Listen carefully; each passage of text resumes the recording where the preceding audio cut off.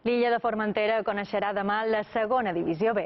IB3 retransmetrà des del municipal de Sant Francesc el derbi que enfrontarà els debutants roig i negres amb un Atlètic Balears que vol refer-se de la derrota de la primera jornada. Un gol del Groguet i Manol ha encès les alarmes a l'Atlètic Balears. Amb el clàssic palmesà en l'horitzó, els balearicos no poden relliscar a Formentera si volen arribar en confiança al partit amb el Mallorca.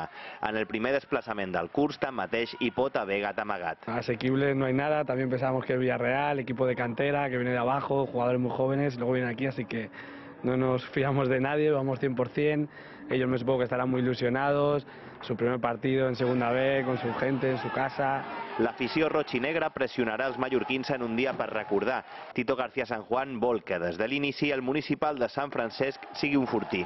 Hay que perder los menos puntos posibles y el domingo, sabiendo de la dificultad que vamos a tener grandísima ante un auténtico equipazo, pues vamos a intentar con nuestras armas quedarnos los 3 puntos en casa. Amb les baixes formentereres de Fobi, Bruno i Agus i amb un visitant que recupera Julio Delgado i Álvaro Sánchez, el derbi arrencarà a les 6 de la tarda. L'emoció de la segona B la podreu sentir en directe per IB3.